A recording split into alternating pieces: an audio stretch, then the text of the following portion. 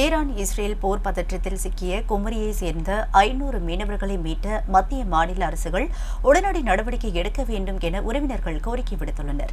கன்னியாகுமரி மாவட்டத்தை சேர்ந்த சுமார் 500 மீனவர்கள் ஈரான் மற்றும் இஸ்ரேலில் சிக்கியுள்ளதால் அவர்களது குடும்பங்கள் கடும் கவலையில் உள்ளது. இணைய சேவை பாதிப்பால் அவர்களுடன் தொடர்பு கொள்ள முடியாத நிலை உருவாகியுள்ளது.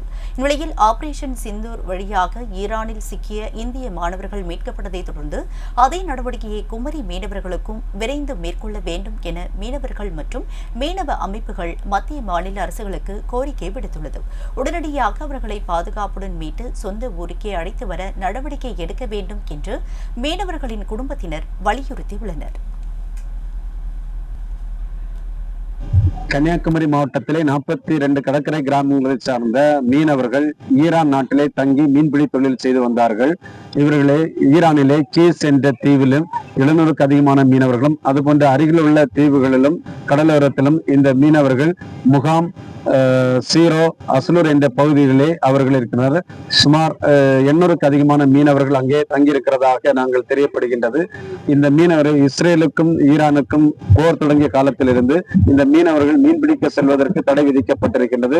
அதனால் இந்த மீனவர்கள் அனைவரும் அவர்கள் மீன்பிடித்துக் கொண்ட படகுகளை கடலுக்குள்ளே தங்கியிருக்கின்றார்கள்.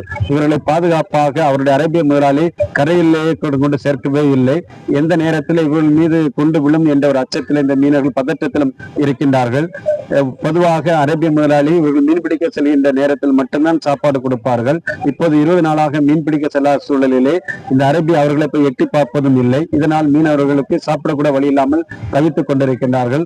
இந்த மீனவர்கள் கடலுக்குள் இருப்பதால் இவர்கள் கரைக்கு வந்து நம்ம தூதரத்தை தொடர்பு கொண்டு உதவி பெறுவதற்கும் இயலாத நிலைமையில் இருக்கின்றது.